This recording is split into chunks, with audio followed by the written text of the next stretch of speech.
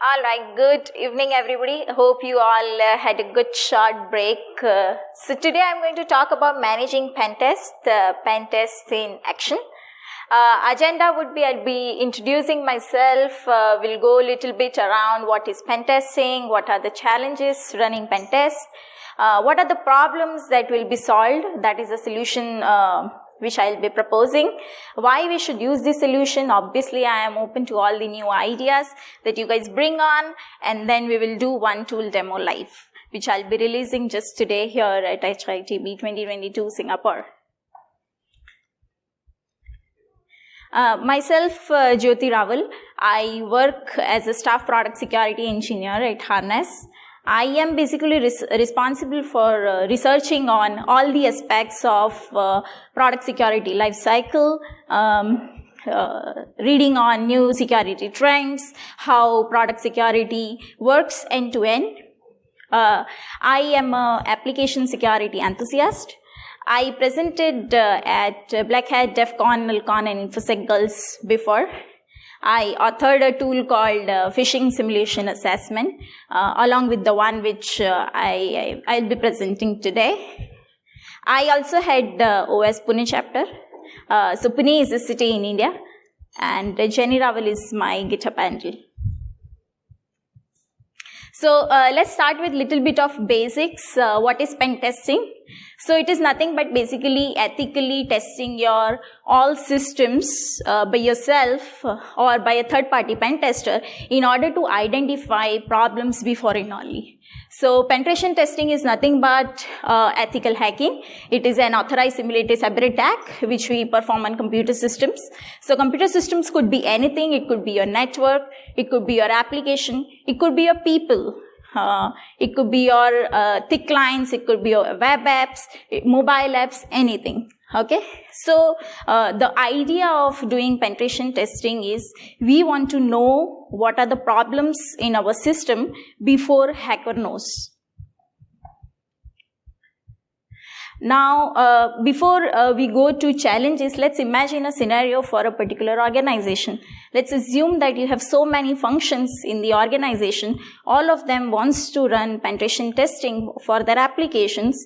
And let's assume that you have like 10 penetration tester, 3 security consultant, and then bug bounty programs, which is also being run. Now you have to manage all of this, and all of the business owners from engineering tells you that test my system first because I want to go live first. Now as a manager, you have to manage all the this testing which is happening across your organization and which is happening parallelly, right? So one tester is testing something, another tester is testing something, and then there are third-party testers which you have hired to manage the workload, and then there is bug bounty programs running. So how do you get a view of all these testings which are being run parallelly, and how do you manage them efficiently in order to understand that how is the risk posture, how is it going, what are your resources doing, and how you can better manage this problem. So what are the challenges currently? Lack of holistic view. So like I said, there are 10 pen testing running, and you are not aware, right, at this point in time, which testing is in which phase, how is it going, how much issues it flagged. Lack of analytics. So today, if I want to see how many issues those 10 pen testings got reported, I have to really take all those 10 Excel sheets, 10 Word docs, go to bug bounty platform, take out all of that, export it, do it sum all of these issues, and then create analytics out of it, which looks like a lot to do, right? Lack of visibility. I really have to go to each of the pen tester to understand, hey, what is the issue, or what is the status of this pen testing? Are we done? When are we going to be done? When can we go live? This type of question, right? And all of this takes a lot of time. Lack of tracking and measuring capabilities. Like I just now mentioned, right? I don't know when it is going to end, or have we covered at least business critical functions, or have we just started, or where are we? Pentest activity knowledge base. Now imagine one pentest is testing your, let's say, HRM system this time.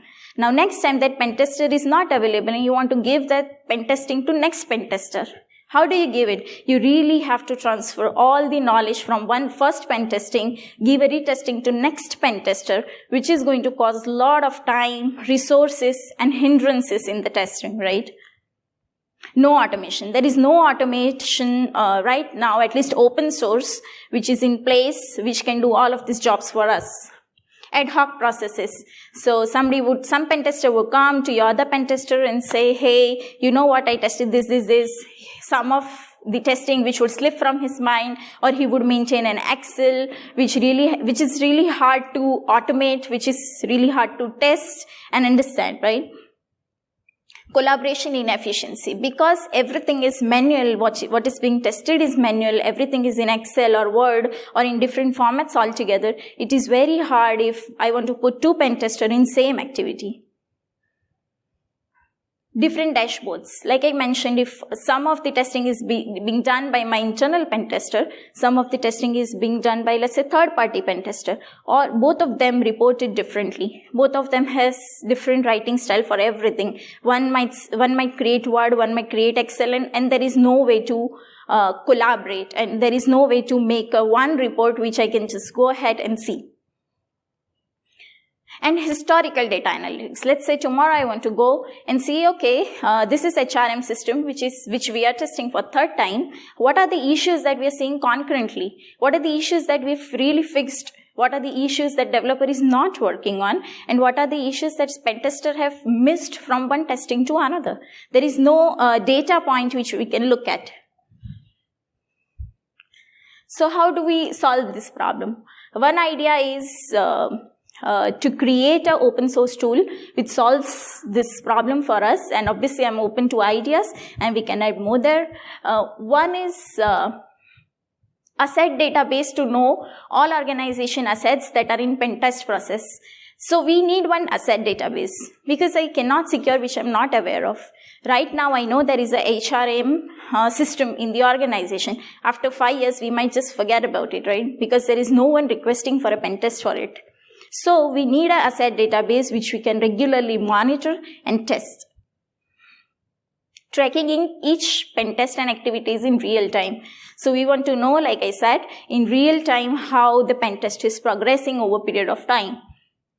Pen testing activity knowledge which comprises of particular, let's say, application does or the purpose of hardware that we are testing. So today I give one APK to our pen tester and say, hey, you test it. He tests it, he creates a report out of it, and we are good about it. But next time, if I give same APK or iOS to next pen tester, what we have to do is we have to really again explain him what this APK does, what were the critical business functions, what we found last time. Hey, you know what? This is how XSS measure is being applied, which can be bypassed. So all this knowledge needs to be passed manually. Some may pass, some don't. Right? So we might miss information, which is very important information in the process. So what MPT will do is, when next pen tester takes over testing, all they have to do is view the asset, just click on the asset, view all the associated information. What are the critical functions, how they get credential, whether they get credential, it has to be a white box testing or it has to be black box testing, what were the issue identified, so on and so forth. Time taken for each pen test. Because everything is in system, we know each pen test took how much time. How much your pen tester are busy. It helps boosting productivities, right? Issue status. So there is a developer corner as well, in which you can track how issues are being progressed at developer end, how it is being fixed, which issues are taking so much amount of time, which we are not going to fix. Trend analysis of vulnerabilities observed during multiple pen tests. Like, right, I said, for example, you've seen that your HRM is consistently vulnerable to XSS and it's not being fixed. So you know the trend of vulnerabilities that are being observed in a particular asset over and over again. So why we need this solution? So apart from the problems that I said right now, it also has a security pentest analytics, which is very important, which helps us to not only track and view everything in single pane of glass, but also finding improvement areas to boost pentester productivity, Because I know I have 10 pen testers, those are working like 2 days a week maybe sometimes, and then 3 days we have nothing, and another week we have lot of work. So we could manage the productivity in such a way that we know that we distribute work accordingly. Understand the current risk posture. So when I look at the dashboard, I know how many vulnerabilities are open for my organization, how many high risk, medium and low risk I have, and how many vulnerabilities are there which I need to deal with. Understand recurring issue. Like just now I explained, right, how issues are coming over and over again. Average amount of time taken for each pen test versus asset scope. So we understand that when there is an asset which has huge number of application pages, functionalities, or the endpoints, we know that how our pen testers are performing against those type of assets. Average high, medium, low fixing time. How fast developer is in fixing high, medium, and low vulnerabilities. Most number of vulnerabilities fixed in a year. So tomorrow your CISO might want to see that, okay, past year we saw so many vulnerabilities, so many CVs, how we fixed it, how many we fixed it, how was the developer trained, whether our engineering is really serious about the vulnerabilities or no. New class of vulnerabilities reported. So if we go back in time and 10 years back, some issues really made sense. But if you look OS top 10 today, there are so many vulnerabilities that you will not even see in OS top 10. That is the fundamental reason of OS top 10 coming every year, right? Because the class of vulnerability, impact of vulnerability changes over a period of time. Developer trends, how my developers are fixing the problems. Are they stuck somewhere or they need help somewhere? Open findings. So this is also essentially related to my risk posture, how my organization in general is performing in terms of high, medium and low vulnerabilities. Critical assessment. So some, let's say spend management, right? That is very critical application for your business because it directly deals with dollars. So in terms of critical assessments, how we are performing, how is it going? Asset health, because it has asset DB, it has capability to calculate how a particular asset health is. Top pen tester reported finding. So we might have an internal pen tester, we have bug bounty hunters, or we might have a third party pen tester. And then we want to see who is reporting most number of findings, how they are doing in general. Average busy time for each pen tester, like I said, how many requests do I get for each of the pen testing from engineering, how busy they are, and how each of the pen testing is taking time. So we'll go to a tool demo. Before that, I would like to say this is an open source tool. Simple installation. I would provide a Docker file as well, which you can just run in your environment and make the tool up. Feel free to open any Git issues that you feel, or any new ideas that you know, or any better way to solve the problem, and I would be happy to take up. We go to tool demo.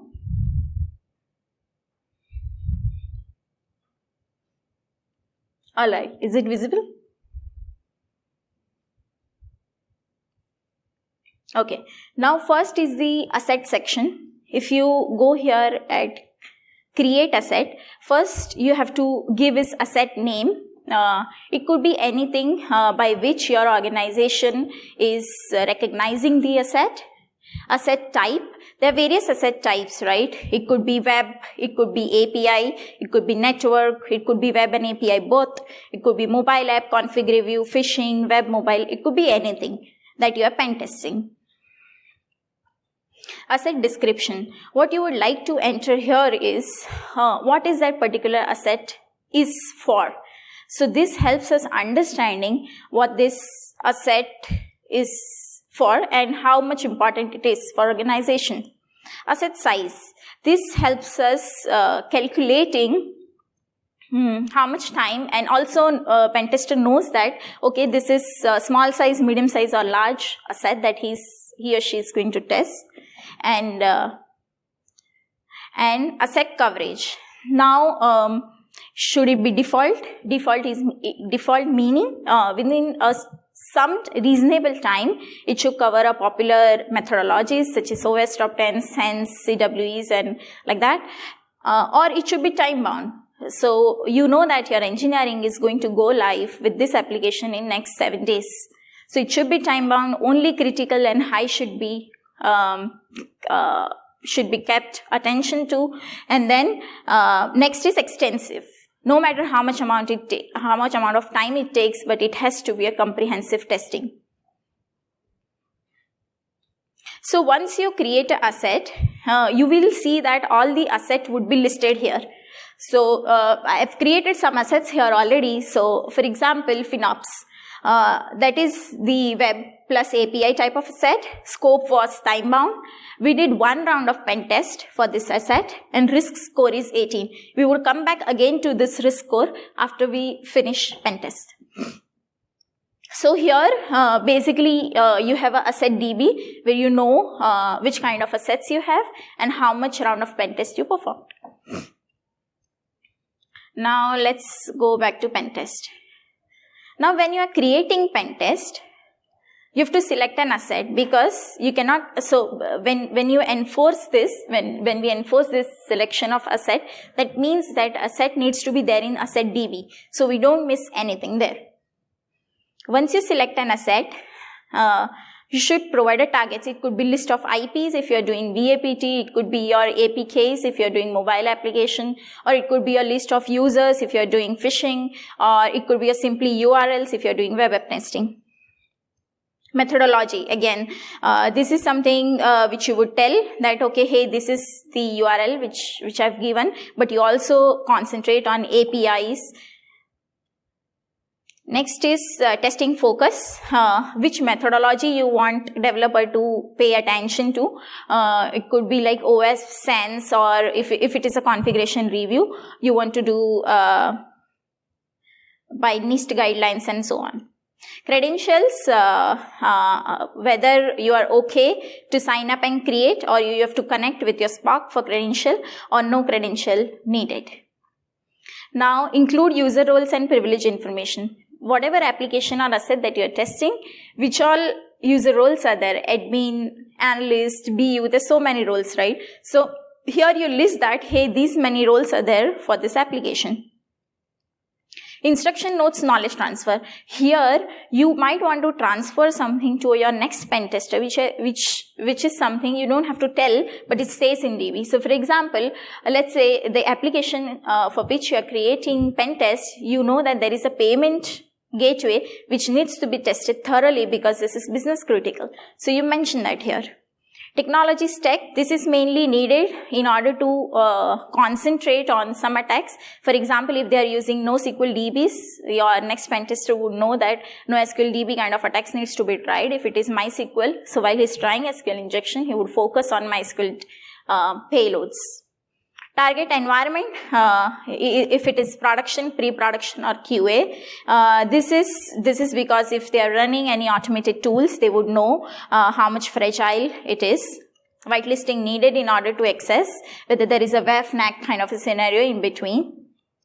Sensitive business function, like I mentioned, is it fine to DOS and brute force? Is it, even if it is production, you really want to test whether it goes down by any DOS or no. Any test data, whether it can create or it cannot. Estimated start date and end date by which application should be tested. Scope, default, time bound, extensive, and asset size. So once you create a pen test, so let's assume I've created one.